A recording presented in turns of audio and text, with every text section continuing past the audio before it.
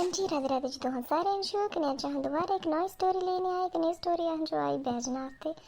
कन्या स्टोरी जो भेजे संगीता जी दा नवा ब्याह होया कन्नै सौहरियें तौर तरीके तो भी है परेशान। सै कोई बड़ा स्टेप लेना चाहते, दिखते हैं भला कि है क्यों इतने परेशान है। संगीता जी एक पढ़ी लिखी कुड़ी है ते ना MBA की है, लेकिन पहले तो सौहरियें बोले जॉब करानी है कन्नै हूँ 3 महीने हुई हैं ब्याह जो। दिखते हैं भला कि घर क्या माहौल है। यार मैं तो परेशान हुई ये कोई सिरा चक्का नौकरी के बारे च। हे भगवान, इन्हें नौकरी करानी करूनी मिल जाएगी नहीं ना करना क्या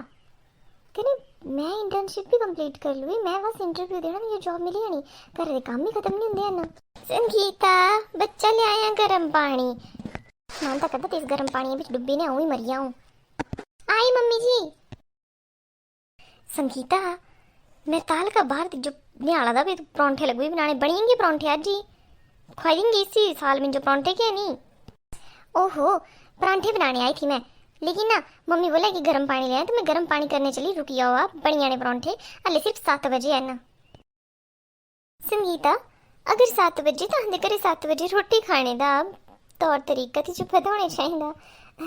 तेरे तेरे नौ ब्याह होया है, तेरी पहली रसोई नहीं हुई ही दिहाड़ी काम तुझे पता ही है भी। मैं तुझे 3-4 दिन 7 बजे ही नाश्ता कराया हाँ कि नहीं, थोड़ा बगते उठिया कर। दीदी जी मैं 5 बजे उठूई, इससे ज़्यादा वक्त कितने बजे उठूँ मैं? 3 बजे। मुझे लगा वे संगीता बुरा मनेगी। अच्छा चल ठीक है, मैं बाहर क्यारिया विच बैठी, मैं जरा करना बीना विच ते घाह पट्टना, तो किचन का तू दिखी लेना ना। किचन विच 2-2 जनियां तुझे पता ही है इतना काम नहीं होंदा किचन विच। हाँ जी थोड़ा ही काम होंदा दीदी जी। हूँ मैं पहले चाय वाले भांडे धोते, आटा गुन्निया, सब्जी लग बनाई क्योंकि इतनी तो लग ही रवाज आ कि परौंठे कने चने खाने हैं ना, है ना। कने डैडी ने मना करतुआ हाँ कि मैं परौंठे नहीं खाने, तो मैं तिना वास्ते मटर गोभी बनाई थी। कने आलूओं का डो तैयार किया। आटा गुनने के बाद मैं बस स्टफिंग करनी थी, लेकिन मम्मी मुझे काम दसी थे आया, मैं मम्मी के कमरे की सफाई की आई है ना। कने हूँ पारले मासी आए हुए तो चाह बनाई थी ना जो, है ना। थोड़ा ही काम होंदा होई तो जांदा छोड़ के मुझे तो लगता कि खड़ोते हो जांदा, हाथ पैर लाने की जरूरत ही नहीं पौंदी। संगीता तू मेरी बेइज्जती करा दी। अरे दीदी मैं तुझे रियलिटी दसा दी, मैं कोई बेइज्जती थोड़ी ना कराई। दीदी तुहां भी इस घर दे बहू है, तुहां बखूबी जानदे है गल्ला जो कि किचन विच काम होंदा, तो प्लीज मिंजो ना मम्मी यहाँ ट्रीट मत करा। एक्चुअली मम्मी का डैडी जेडे सोचते हैं कि घरे कुछ काम नहीं होंदा, किचन विच कोई काम नहीं है। तुझे पता किचन विच काम होंदा, चाहे हल्का फुल्का ही होंदा, लेकिन एक आदमी बिजी होंदा। कि मैं मनती कि मैं सवेरे किचन जिम्मेवारी लैंदी कि रिस्पॉन्सिबिलिटी मेरी, मैं सवेरे खाना बनाना, लेकिन ठीक है ना यार 7 बजे तुम सारे उठते मैं रोटी खाने बैठी जाते। थोड़ा मैं ज़्यादा नहीं बोलती, थोड़ा जो उठा नहावा पूजा पाठ करा फिर रोटी खाई लवा, जो पहले रोटी मिली जानी। लेकिन बड़ा ही गलत तरीका, बस उठते ब्रश किया तो किया बैठी गई रोटी खाने। भाई सुनाए तुहे मैं तो कभी नहीं गलाया जेड़ा मम्मी डैडी बारे च, तो हाँ तो दिखी लो आना। हे भगवान क्या ड्रामेटिक फैमिली है यार ये। अच्छा छड्डा परे, मैं जेड़ा दसा तू हूँ परांठे खा लेने ना कि तू सुत्ते उठे तू पहले चाह पीनी। एक्चुअली ना मैं रोटी खा लेनी, मुझे ना भुख लगी है बड़ी बारी। कि नहीं एक क्या तरीका है भाविया ने गल करने का, तुझे पता ना भाविया नहीं है कोई नहीं गलांदा आ। यार दिखा ना मैं कोई गलत गल नहीं बोली, मैं बस अपना पॉइंट ऑफ व्यू रखा उत्थे सामने कि चीज़ें इं नहीं होंदियां ना। हूँ मैं इतना तो बोल ही सकती, और जेला कैदी का है नहीं भी ताली जिन्हें बोलना बोल ताली बोलना, मैं ताली ने बोलना चुप, ताली मैं चुप हो जाना। मैं कम से कम गलाई तो सकती ना, इतनी फ्रीडम तो है ना इस घर विच। संगीता तुझे पता तू सिर्फ गलांदी नहीं, तू बहुत ज़्यादा गलांदी, बेहदा गलांदी कने। तुझे तो एड़े लगना। अच्छा जाओ रोटी बना दो मिंजो, तो हाँ मम्मी गर्म पानी ने आड़ा ही होनी।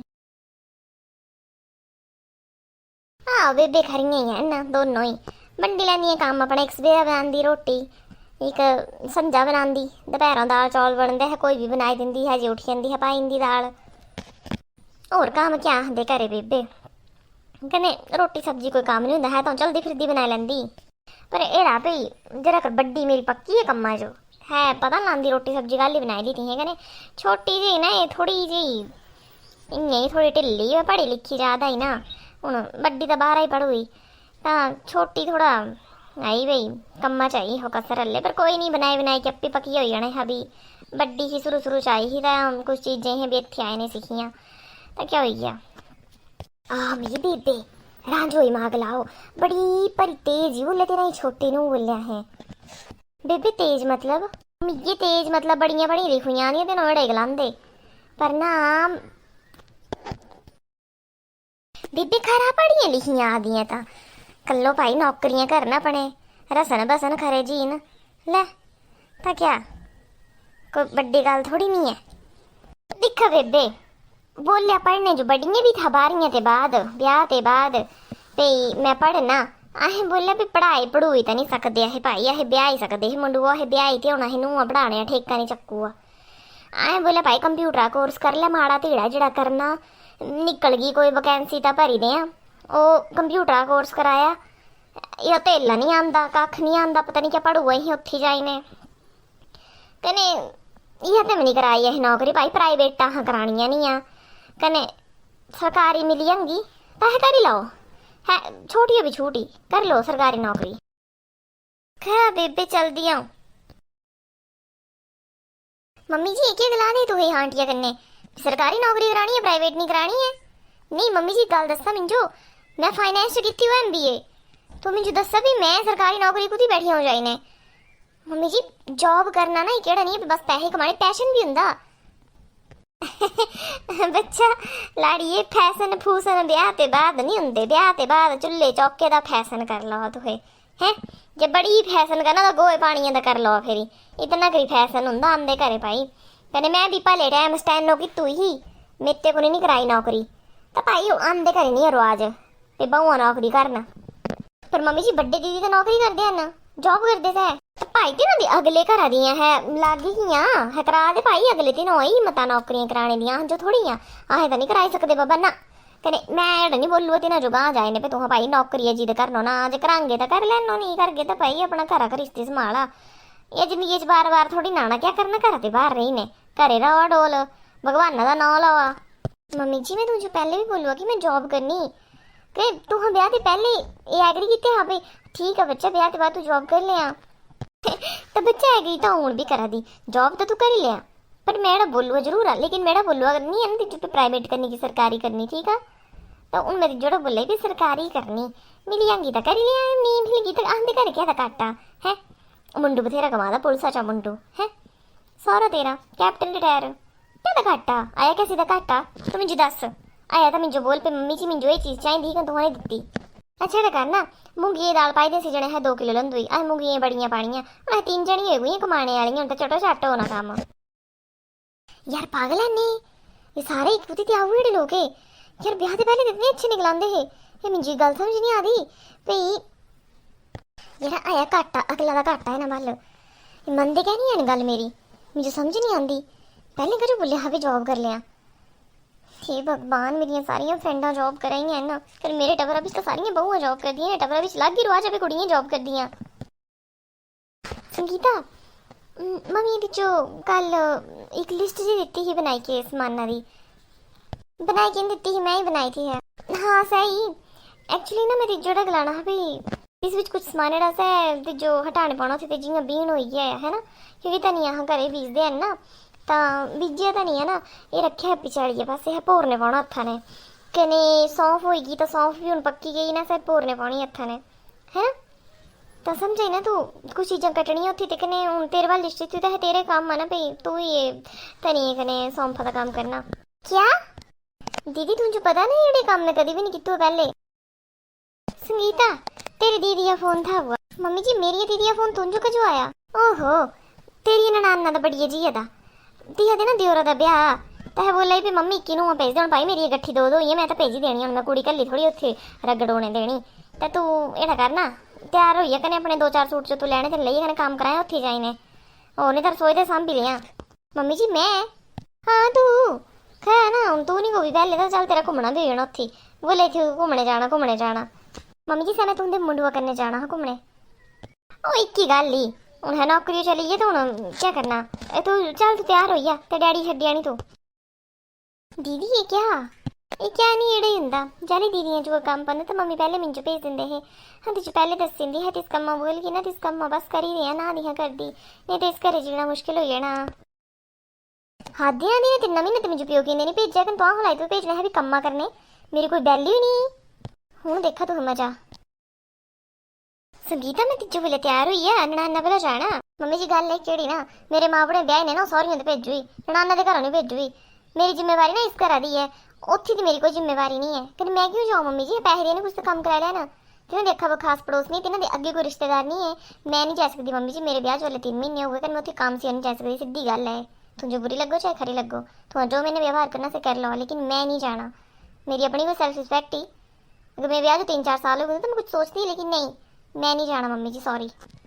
अच्छा तो मैंने जबान लड़ानी हो बाबा, ये है नुकसान बड़े पढ़े लिखे का। संगीता ये दसी भी क्या समान लिया कैंटीना ते ना, शैंपू शूंपू जेड़ा तू लगांदी हो कने मैं चलिया कैंटीना, बड़ियां जियां तो लिखाई दे अपना समान, तू भी लिखाई दे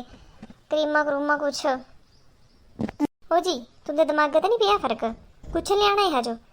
तो जी हाँ गल ही नहीं सुननी, आदा काम ही नहीं करना, कजो लियाना कुछ खबरदार अन लियाना। डोल चुपचाप करके जाओ है जाना कम मांगी भाई, ती हजो देना है सब कुछ तेरे वास्ते, यहाँ बल कुछ नहीं है। ये तो और भी अच्छा मम्मी जी, फिर हूँ नौकरी चली जाती, मिंजो करने दो नौकरी, तो बच्चे एड़ा करे ना जिस दिन तू नौकरी जाना